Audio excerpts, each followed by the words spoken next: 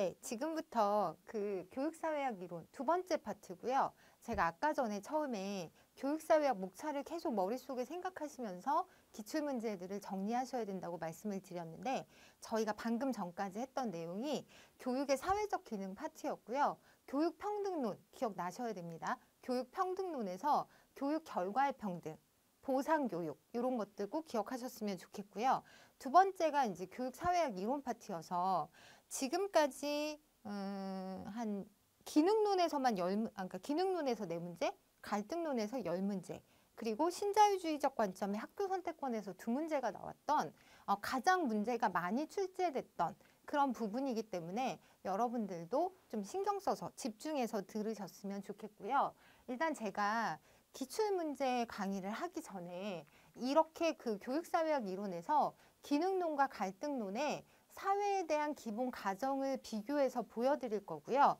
그리고 교육에 관한 기본 가정을 또 비교해서 보여드릴 건데 일단 여러분들이 기억하셔야 되는 건 기능론하고 갈등론은 되게 반대되는 입장이다. 양극단의 입장이다 라는 생각을 꼭 하셔야 되고요. 일단 기능론은 다른 이름으로 구조기능론이라는 표현을 쓰거든요. 사회를 유기체에 비유하고 우리 인간의 몸이 유기체인 거나 마찬가지인데 각 기관들이 눈, 코, 입, 다리, 손발 할 것 없이 각자의 기능이 있어서 제 기능을 수행한다고 보는 입장이어서 이제 우리가 기능론이라고 얘기를 하는 건데요. 구체적인 내용을 좀 보시면 당연히 안정과 균형을 지향을 하고 있고요. 사회의 모든 요소는 상호 의존적인 관계에 있다고 보고 있고 그런데 이제 가끔 갈등과 대립이 생기는 것을 두고 이 사람들은 일시적인 병리 현상이라고 보고 있습니다. 마치 우리가 어디 아픈 것처럼 감기에 걸리거나 뭔가 문제가 있는 것처럼 치료하면 나을 수 있는 일시적인 병리 현상으로 보고 있고요. 그리고 가치 합의에 기반해서 사회가 존재한다고 생각하는 입장입니다. 그러면서 사회의 모든 요소는 그 사회의 유지와 존속에 기여를 하고요. 그리고 가장 중요한 주요 학자들 꼭 기억하시기 바랍니다. 뒤리겜, 파슨스, 드리븐 이 3명은 여러분들이 꼭 기억하셔야 되는데 이 3명의 이론이 어떻고 이거보다 가장 중요한 건 이 3분들이 기능론에 들어가 있다라는 걸 기억하는 게 더 중요한 것 같습니다. 두 번째 갈등론을 이제 보시면요. 당연히 이제 갈등과 사회는 갈등과 경쟁의 투쟁의 연속이라고 보고 있고요. 그러다 보니 각 집단은 대립적인 관계에 있습니다. 세 번째는 사회의 갈등과 대립은 일시적 병리 현상이라고 봤던 기능론에 비해서 본질적인 현상, 이건 당연하고 어쩔 수 없는 현상이라고 보고 있고요. 그러다 보니까 한 집단이 다른 집단에 대한 강제에 기반해서 그 사회가 유지된다고 보고 있습니다. 사회의 모든 요소는 그 사회의 해체와 변화에 기여를 하고 있고요. 여기서도 여러분들이 제일 중요한 건 마르크스, 번스타인, 부르디에 이런 사람들이 갈등론의 입장이다 라는 걸 기억하는 게 되게 중요합니다. 자, 아까 전에 뒤리겜, 파슨스, 드리븐 여기가 한 팀이고요. 그리고 마르크스, 번스타인, 부르디에를 갈등론으로 꼭 정리해 주시기 바랍니다. 이거는 그 기능론과 갈등론의 교육에 대한 설명을 비교해서 정리한 표거든요. 보시면 그러니까 사회를 보는 관점하고 크게 다르지 않아요. 그 내용을 보시면 일단 기능론에서는 교육을 사회화라고 보고 있거든요. 그래서 그 기능론에서는 교육을 사회화라고 보고 있고 갈등론에서는 재생산으로 보고 있습니다. 같은 교육 현상을 기능론에선 사회화, 갈등론에선 재생산 이렇게 보고 있고 내용을 좀 더 볼게요. 보편적 사회화를 통해 공동체 의식을 함양, 사회 결속력을 높인다고 보고 있고요. 두 번째는 개인의 능력과 적성에 따라서 적합한 지식과 기술 및 태도를 함양시켜 사회에서 필요로 하는 인력을 양성시키고 당연히 내용은 사회 구성원 모두에게 가치 있는 내용이다 라고 이제 주장을 하고 있습니다.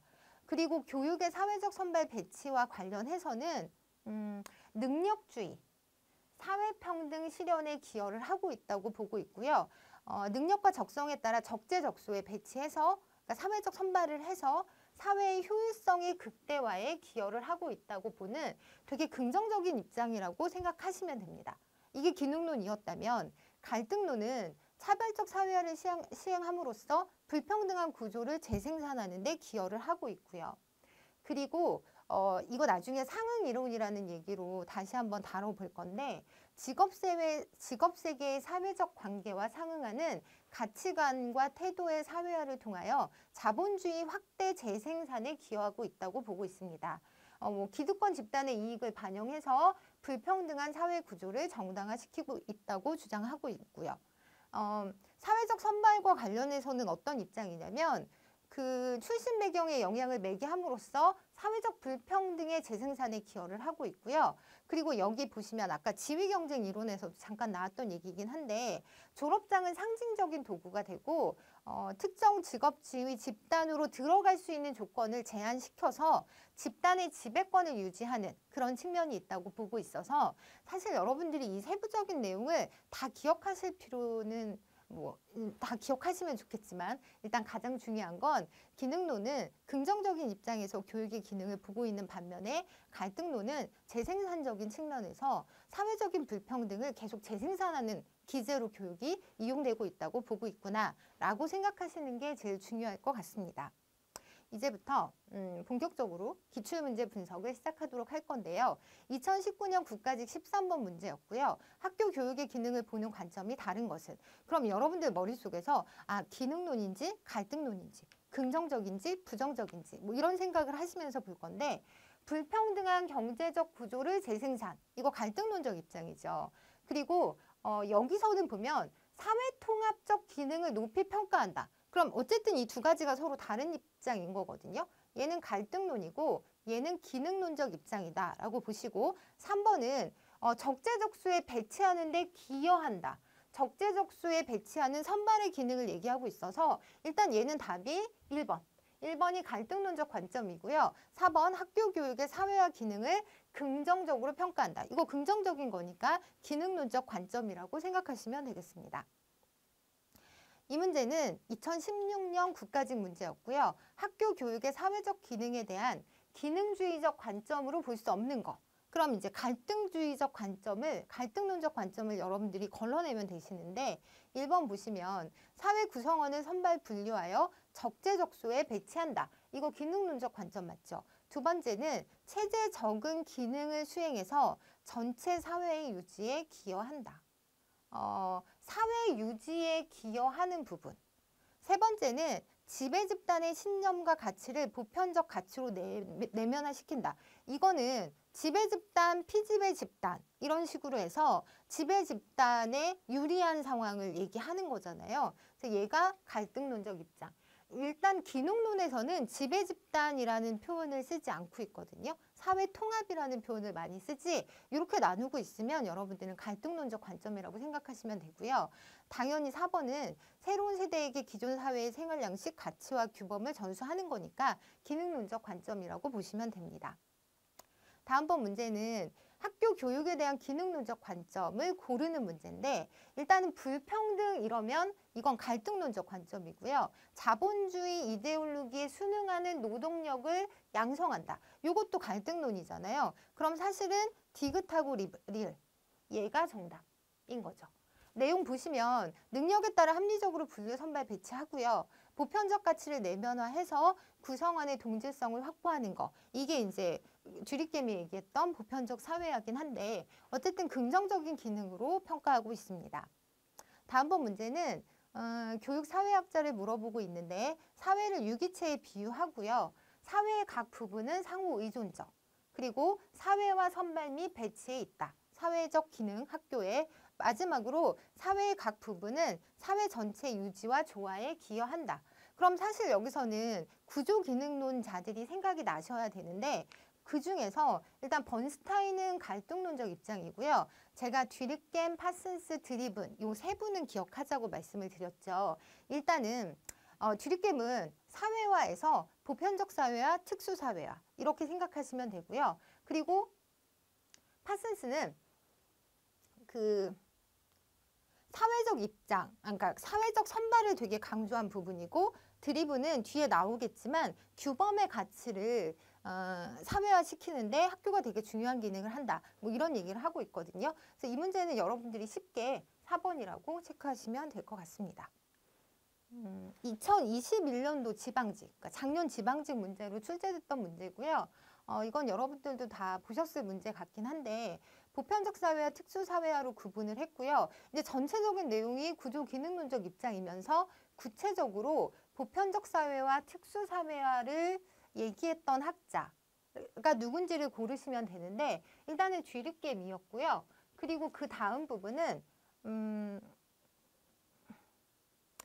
그 사회의 동질성을 유지하기 위한 한 사회의 공통적인 감성과 신념, 집단의식을 새로운 시대에 내면화시키는 보편적 사회화에 대한 문제를 묻는 문제였습니다. 내용을 묻는 문제였고요. 그래서 답은 2번이었다.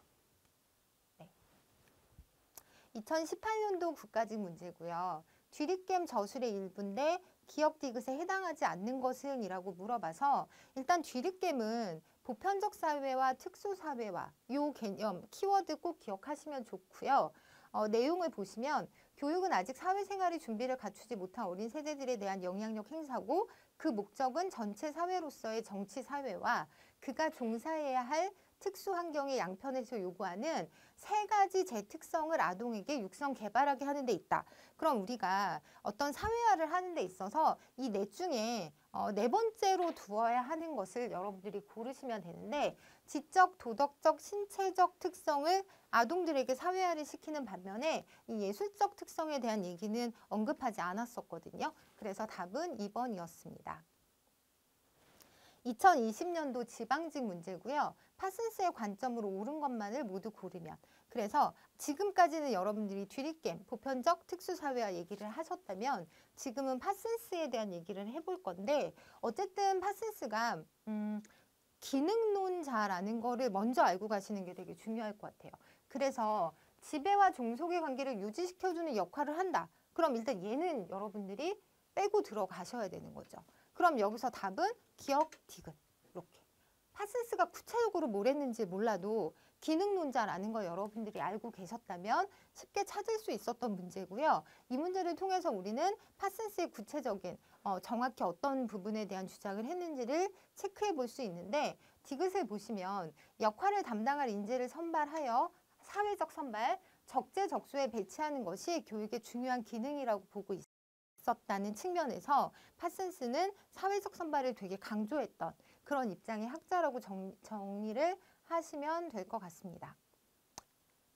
네, 이제 제가 뒤리겜 설명드렸고 파슨스의 사회적 선발 말씀드렸는데 세 번째가 드리븐. 드리븐이 주장하는 현대사회에서 요구되는 핵심적인 네 가지 규범 중 다음 글에 해당하는 것은? 이라고 해서 제시가 되고 있거든요.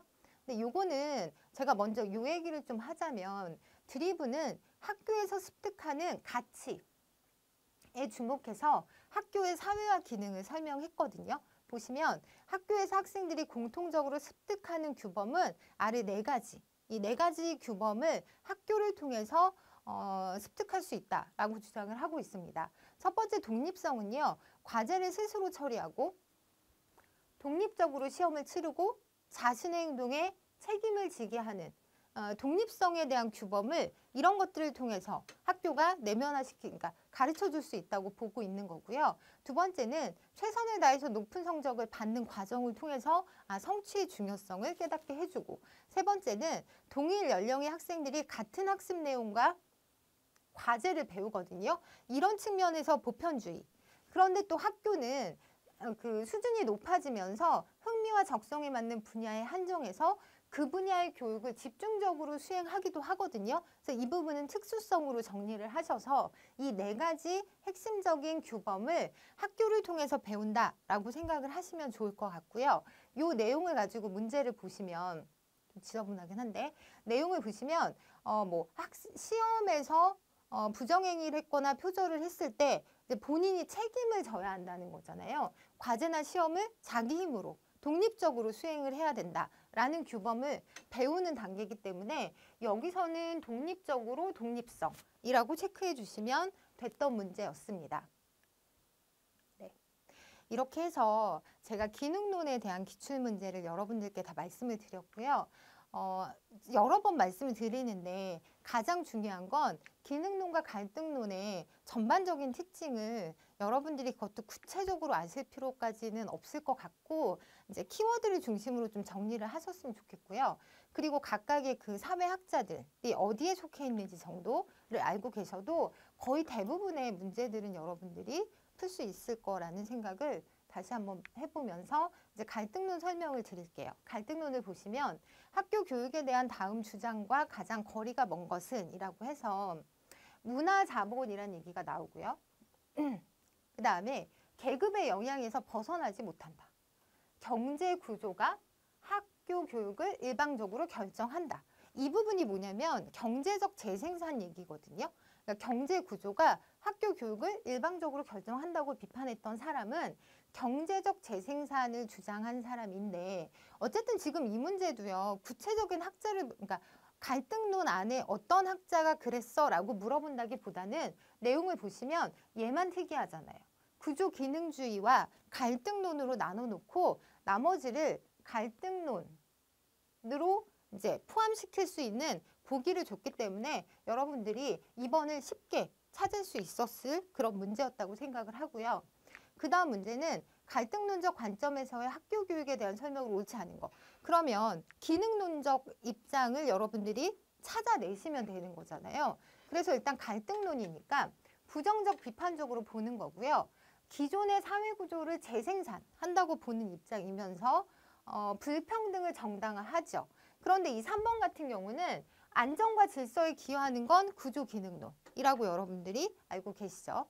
다음번 문제는 갈등 이론에 대한 설명으로 옳지 않은 것은 이라고 물어보고 있고 내용을 보시면 사회 제도와 각 집단은 서로 다른 목적과 이해관계를 추구한다. 그러니까 갈등의 관계에 있다라고 보시면 되고요. 두 번째는 사회관계는 지배와 피지배 관계로 설명이 되고요.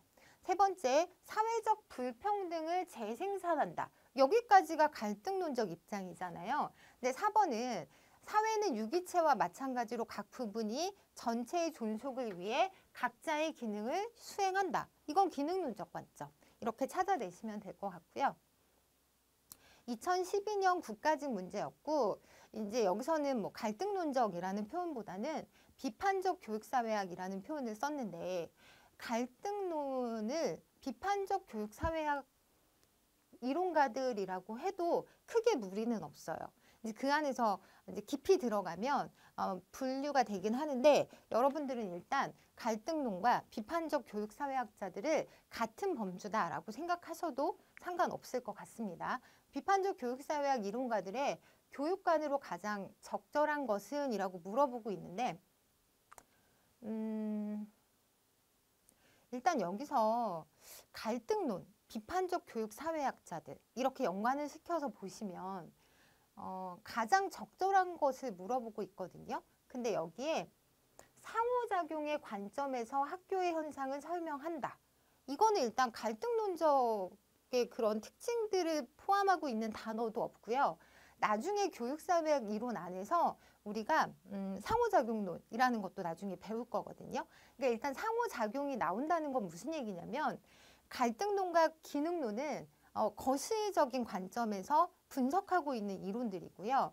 여기서 너무 거시적으로만 보니까 막 국가, 뭐 사회 전체, 경제 구조 이렇게 보다 보니까 미시적인 관점에서 이제 교육 내부로 들어가서 들여다보자. 뭐 예를 들어 뭐 나중에 저희가 교육과정의 사회적 성격도 얘기를 해볼 건데 이제 그렇게 안으로 들어가서 보는 미시적 관점에 해당되는 부분이 저 상호작용을 들여다보겠다는 거거든요. 그래서 일단 그 거시적인 관점의 갈등론하고 이렇게 상호작용을 들여다보는 미시적인 관점하고 지금 맞지 않는 부분이 있기 때문에 얘는 일단 해당이 되지 않고요. 두 번째, 학교의 지식은 그 시대의 사회적 합의? 이거는 구조기능론이잖아요. 그래서 얘도 아니라고 보시면 되고 특정 입장에 대한 편향성을 지향함으로 편향성을 지향하는 게 아니라 그 가치 중립적 관점을 추구하는 게 아니죠. 그러니까 편향성이 있다고 얘기하는 게 갈등론적 관점이거든요. 그래서 이 문제는 4번. 교과 지식의 획득보다는 사회의 구조적 문제 해결에 더 관심을 주는 아까 제가 말씀드렸던 되게 거시적인 입장입니다.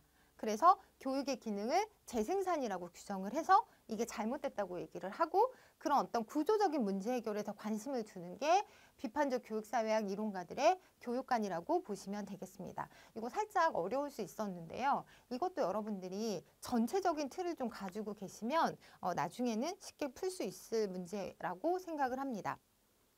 다음번 문제는 2020년도 지방직 문제였고요. 다음 주장을 한 학자에 대해서 물어보고 있는데요. 보시면 학교가 자본주의적 사회관계의 유지에 필수적인 이렇게 나오면 일단 여러분들은 갈등론적인 입장이다라고 생각을 하셔야 되고요. 두 번째는 경제적 재생산을 주장했대요. 그리고 이것도 마찬가지예요. 학교 교육체제에서 학생의 미래에 차지할 경제적 위치를 반영해서 차별적 사회화가 이루어진다고 주장하였다고 해서 여기서는 갈등론적 그 입장의 학자들 중에서 경제적 재생산을 주장했던 보울스와 진티스 여러분들이 좀 기억하시면 좋을 것 같아요. 나중에 아비투스를 얘기하고 문화자본을 얘기한 부르디에가 문화적 재생산을 주장한 학자라면 보울스와 진티스는 경제적 재생산을 주장한 학자다라는 정도는 여러분들이 알고 가시면 되게 도움이 될 것 같거든요. 꼭 기억하시기 바랍니다. 다음번 문제는 이번에 교육사회학 이론하고 그 이론을 주장한 대표 학자가 바르게 연결되지 않은 것은? 이라고 물어보고 있는데 방금 전에 제가 경제적 재생산론이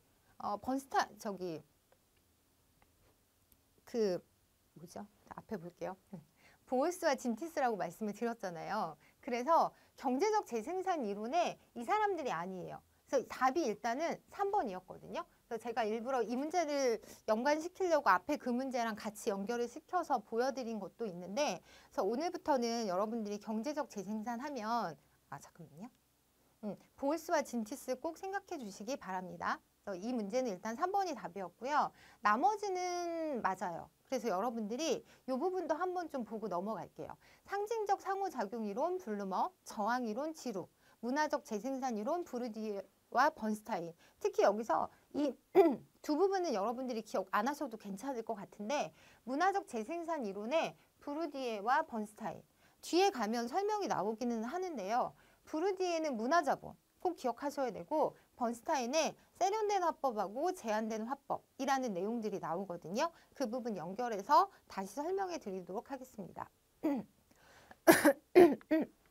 이 문제는 2019년도 지방직 문제였고요. 부르디에 외의 문화 재생산 이론에 부합하는 내용만을 모두 고르면이라고 해서 일단 부르디에는 갈등론적인 입장에 있는 학자고요. 그러면서 문화적 재생산을 주장했던 학자입니다. 이 두 가지를 가지고 이제 문제를 풀어볼 건데 일단 순기능적인 사회화 과정이다 이러면 얘는 아니겠죠. 그리고 문화자본, 문화재생산 이론 얘는 맞고요.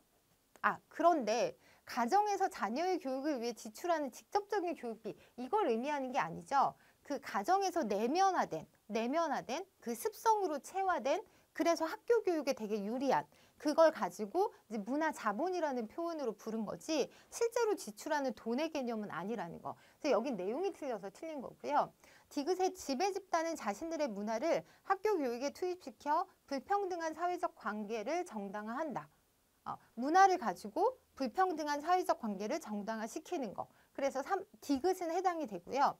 리을은 학교에서 가치 있다고 여겨지는 문화자본을 이거죠. 많이 소유한 사람이 그렇지 못한 사람에 비해 성공할 가능성이 높다고 해서 이 문제는 디귿과 리을 이렇게 골라주시면 됩니다. 얘는 이제 문화자본을 주장한 학자인 거죠. 그런데 문화자본을 좀 구체적으로 설명을 하고 있긴 한데 일단 문화자본 그러면 여러분들은 부르디에 이거 꼭 기억하셔야 되고요. 내용을 좀 볼게요. 문화자본에는 예술작품과 같이 객체화된 것이 있고 학력이나 자격과 같이 제도화된 것이 있고 일종의 행동 성향처럼 습성화된 것이 있는데 우리가 이 습성화된 것을요. 지난번에 기출 때도 말씀드렸지만 아비투스라는 개념으로 기억하시면 되고요. 지배집단의 자녀들은 자신들이 상속받은 문화자본을 학교가 제공하는 학벌과 같은 다른 형태의 문화자본으로 쉽게 전환하여 부모 세대의 사회 경제적 지위를 재획득한다. 이게 그 문화적 재생산에 대한 내용이고요. 능력주의가 지배하는 현대사회에서 부모의 사회 경제적 지위가 문화 재생산을 통해 다시 한번 나오고 있는데 자녀에게 합법적으로 세습된다라고 주장한 학자 꼭 기억하십시오. 부르디에라고 기억하시기 바랍니다. 다음 문제는 2021년도 국가직. 이거 얼마 전에 작년에 출제했던 문제라서 여러분들도 다 알고 계실 것 같은데 내면화된 지속적 성향이나 태도 그러면서 계급적 행동 유형과 가치 체계를 반영하는 거. 이거 아비투스였죠. 이거는 네, 이렇게 하고 넘어가도록 하겠습니다. 2011년도 국가직 문제였고요. 교육사회학 이론을 묻는 문제인데 학교에서는 상징적 폭력을 행사하여 지배와 종속을 강화하며 학교 교육을 통해 자본가 계급의 아비투스를 노동자 계급의 아동들에게 주입해서 기존의 질서를 유지시켜 나간다 라고 보고 있는 이론은 일단 얘는 문화자본, 부르디에 이렇게 생각이 나셔야 되고요. 그러니까 문화 재생산 이론하고 연결될 수 있겠다라고 연결 지으시면 되겠습니다. 네, 다음번 문제는 2015년 국가직 문제였고요. 다음과 같이 주장한 사람은 이라고 해서 내용을 보시면 학습이 학교에 의해서만 이루어지는 것은 아니고 학교가 반드시 학습의 증진을 가져다 주는 것도 아니다.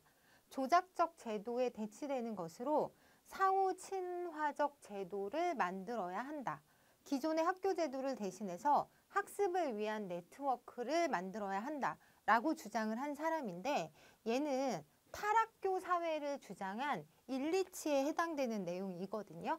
그런데 이거랑 관련된 문제가 2008년도 국가직에서도 한번 출제가 됐었습니다. 문제를 보시면 일리치는 탈학교 사회라는 그 책에서 실행할 수 있는 4가지 학습 통로 또는 학습 교환 방법을 학습의 기회망이라는 개념으로 설명하고 있거든요. 그래서 이것에 해당되지 않는 것을 고르는 문제였는데 이게 답이 4번이었어요.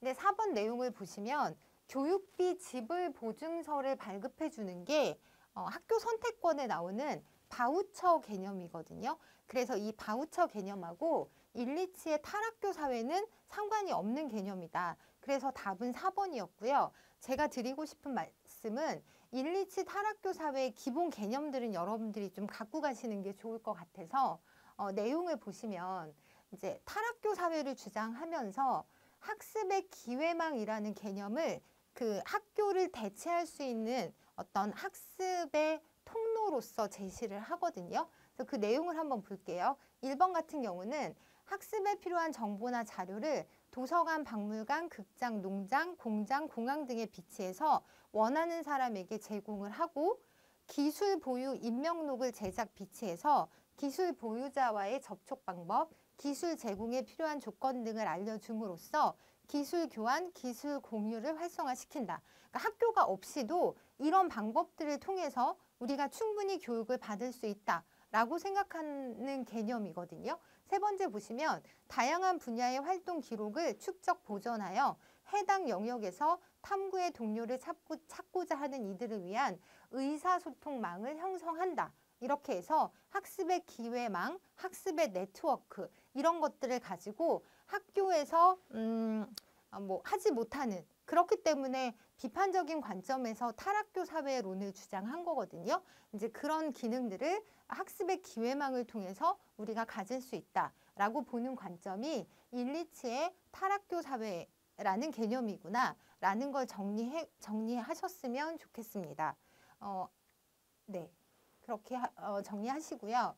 그 다음 문제는 이번에는 좀 또 다른 학자 얘기인데 내용을 보시면 문해교육에서는 성인 각자의 삶이 반영된 일상 용어를 활용해야 효과적이다. 진정한 교육은 학습자가 탐구와 의식 실천 활동을 하는 것이다. 이것도 중요한데요. 가장 여기서 중요한 개념은 교육이 문제 제기식으로 이루어져야 한다라고 주장한 사람은 프레일이거든요. 저는 이번 시험 대비해서 여러분들이 물론 앞에 구조 기능론, 갈등론 거기에 해당되는 학자들을 기억하시는 것도 되게 중요할 것 같은데 프레이리의 다른 거 다 빼고 문제 제기식 교육 요거는 좀 갖고 가셨으면 좋겠어요. 그래서 탈학교 사회를 주장한 일리치가 있고 그리고 문제 제기식 교육을 주장했던 프레이리가 있다라고 연결해서 꼭 기억하셨으면 좋겠습니다. 네, 이렇게 해서 제가 이제 구조기능론하고 갈등론적 관점에 대한 얘기를 다 했고요. 그 다음에 해석적 관점이라는 게 있긴 한데 기출문제상에는 아직까지 그러니까 문제로 그러니까 제출 문제로 기출이 됐던 적이 없어서 제가 오늘 강의에서는 그 부분은 빼고 진행을 하기로 했습니다. 그래서 네 번째 신자유주의적 관점에서 학교 선택권 부분 거기에서 최근에 두 문제가 출제가 됐기 때문에 그 문제를 중심으로 설명을 해드리도록 하겠습니다. 2012년도 국가직 문제였고요. 학교 선택제와 거리가 먼 학교 유형을 물어보고 있는데 여기서 이 세 가지는 여러분들이 좀 기억을 하셨으면 좋겠고요. 이 블루 리본 학교라는 건 교육부 인증 우수 학교에 해당되고요. 미국 연방교육부에서 1982년부터 시행한 우수학교 인증 프로그램이기 때문에 학교 선택제와는 거리가 멀다. 그렇지만 나머지 마그넷 학교나 협약 학교나 교부금 지원 학교는 학교 선택제랑 관련 있는 학교 유형이다 라는 거 기억하시고요. 저는 사실은 요 차터스쿨 요 개념도 이번에 시험 보기 전에 여러분들이 좀 정리하고 가셨으면 좋겠다는 생각이 들거든요. 그래서 다음 문제를 보시면 뒷부분에 그 문제가 나올 것 같아요. 일단 2007년 국가직 문제인데요. 학교 선택제의 내용으로 가장 적합한 것은 이라고 해서 우리가 학교 선택제라고 할 때는 신자유주의적 관점이었기 때문에 교육 수요자의 교육권을 존중하는 측면이 가장 중요하다라고 정리를 해두시면 되고요. 그리고 여기 아까 전에 말씀드렸던 그 차터스쿨하고 관련된 내용인데 2009년 지방직 문제였거든요. 근데 내용을 보시면 우리나라의 개방형 자율학교와 유사하고요. 민간이 설립하고 국가가 지원하는 미국의 공립학교이며 공립학교의 틀에 박힌 시스템에서 벗어나 교수활동의 혁신을 조장하기 위한 것으로 협약학교, 차터스쿨이라고 정리를 해놓으시면 되는데 이 학교 같은 경우는 이제 우리나라도 보면 서울에 원목고등학교가 이제 최초로 시작된 학교라고 저는 알고 있는데 학교를 이런 식으로 운영해 나가겠다라고 해서 어떤 그런 이렇게 헌장같이 뭐 계약할 때 교육청하고 계약할 때 그런 내용을 좀 써서 계약을 하고 뭐 5년에 한 번씩 그 내용들을 잘 하고 있는지를 점검받고 학교를 그 다음에 또 5년 더 운영할 수 있게 권한을 주는 뭐 이런 형태로 진행을 하고 있는데 얘네들은 지금까지 있던 학교 제도랑 좀 다른 형태면서 학교 선택제의 신자유주의적 관점이 들어간 형태다라는 정도만 일단은 여러분들이 기억을 하시면 좋을 것 같아요. 이렇게 해서 그 교육사회학 전체 목차 안에서 교육의 사회적 기능, 교육평등론을 중심으로 처음에 말씀을 드렸고요. 두 번째가 교육사회학 이론. 여기서 가장 중요했던 건 기능론과 갈등론을 가지고 전반적인 어떤 특징들, 그러니까 뭐 사회적 합의, 갈등에 근거한다. 그리고 각각의 그 주장을 했던 학자들, 뭐 뒤리겜, 파슨스, 뭐 드리븐, 갈등론에 뭐 마르크스를 중심으로 해서 뭐 여기서 나왔던 번스타인이나 브루디에 같은 학자들을 여러분들이 꼭 정리를 하시고요. 제가 마지막에 프레이리의 문제제기식 교육, 은행 적금식 교육이 아니라 문제제기식 교육이라는 부분도 꼭 챙겨보자라는 말씀도 드렸고요. 일리치의 그 탈학교 사회 이런 부분들이 다 갈등론적 입장의 학자들에 포함된다고 이제 생각을 하시면 되고 그리고 나서 마지막에 학교 선택권을 말씀을 드렸고요. 이번에는 세 번째 파트는 교육과정의 사회적 성격. 지금까지 관점이 그 교육사회학 이론에서 다뤘던 관점이 거시적인 관점을 제가 주로 설명을 드렸는데 이 부분은 이제 학교 교육 과정 안으로 들어가서 이 교육과정이 갖고 있는 사회적 성격에 대해서 얘기를 해보는 그런 부분이라고 생각하시면 되고요.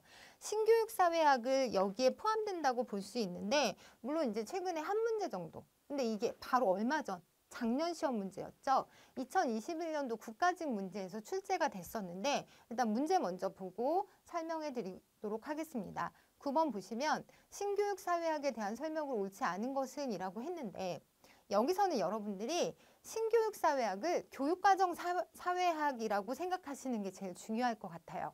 그래서 원래 신교육사회학이라고도 하지만 다른 이름으로 교육과정 사회학이라고도 부르거든요. 그 얘기는 뭐냐면 교육과정의 이제 연구 대상을 중심을 두고 이제 연구를 하겠다 뭐 이런 내용인데 교육과정 사회학이라는 생각을 하고 이제 보기를 보도록 하겠습니다. 1번 학교 교육과정 또는 교육 내용에 주목을 하는 거고요. 그리고 불평등의 문제를 학교 교육 안에서 교육과정 안에서 찾고자 하는 관점이고요.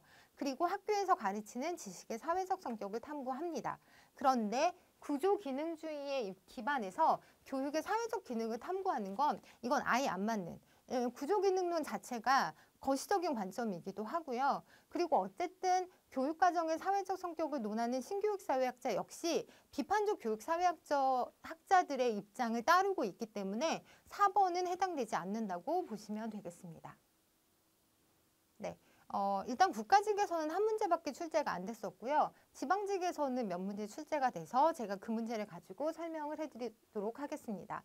2011년도 지방직 문제였고요. 신교육사회학에 대해서 옳게 설명한 걸 모두 고르시오라는 문제였습니다. 처음에 보시면 현상학이나 해석학 등을 이론적 배경으로 하는 거 맞고요. 그리고 학교에서 다루는 지식은 특정 집단의 관점이 반영된 사회적 구성물이다. 지식이 사회적 구성물, 특정 집단의 관점이 반영된 사회적 구성물이라고 보고 있는 관점이 맞아요. 그리고 학교 내에서 이루어지는 교육과정, 교수 방법, 교사와 학생의 상호작용 등을 중시하는 그런 입장도 맞아요. 그런데 라버는 틀리거든요. 여러분 어디서 틀렸는지 이제는 찾으실 수 있으시겠죠. 이 디르갱이라고 하는 분이 구조기능론적 입장에서 나왔던 학자이기 때문에 이 부분을 빼면 파스수도 빼야겠네요. 이 두 분을 빼면 사실 0은 맞아요. 신교육사회학, 교육과정사회학이 맞거든요. 그래서 어쨌든 이 문제는 라번을 제외하고 가나다 이렇게 체크하시면 되는 문제였습니다. 이렇게 해서 제가 그 신교육사회학에 대한 얘기를 다 드렸고요. 그 교육과정의 사회적 성격에서 첫 번째가 신교육사회학이라면 두 번째는 다문화사회의 교육인데 사실 여기서는 한 문제가 나왔었어요. 그것도 2014년에 문제가 출제가 됐었는데 뱅크스가 제시한 다문화 교육의 목적이 아닌 것은 이라고 해서 이런 문제들은 사실 여러분들이 갖고 있는 상식에 기대서 문제를 풀어보시는 것도 괜찮을 것 같은데 일단 보시면 다문화 교육의 목적을 물어보고 있고요. 네, 특정 인종이나 민족 또는 소외받은 자만을 대상으로 교육하는 것이다. 이거 좀 이상하죠? 2번은 학생들에게 다른 문화의 관점을 통해서 자신의 문화를 바라보게 함으로써 자기 이해를 증진시키는 것이다. 3번 학생들에게 문화적, 민족적, 언어적 대항과 선택을 가르치는 것이다. 이것도 괜찮고요. 학생들이 전 지구적이며 테크놀로지화된 세계에서 살아가는 데 필요한 읽기, 쓰기, 수리적 능력을 습득하도록 돕는 것이다.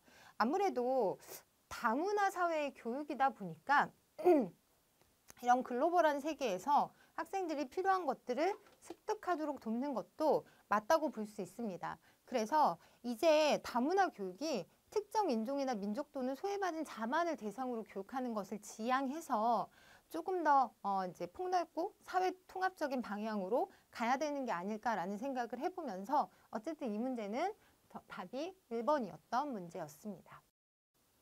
네, 이상으로 제가 그 교육사회학 지난 15년 동안에 나왔던 기출문제, 그러니까 300문제를 가지고 걔를 전체 교육사회학 목차 안에서 분류를 해서 영역별로 어느 영역에서 어떤 문제가 어떤 식으로 출제됐는지를 보여드렸고요.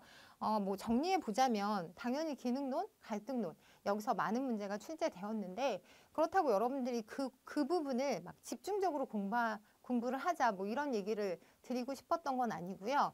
기능론과 갈등론의 전체적인 차이를 여러분들이 좀 짐작을 하시고 각각의 학자들을 기억하면 충분히 쉽게 여러분들이 풀 수 있었던 문제들이었다고 이제 보여드리고 싶었던 부분이고요.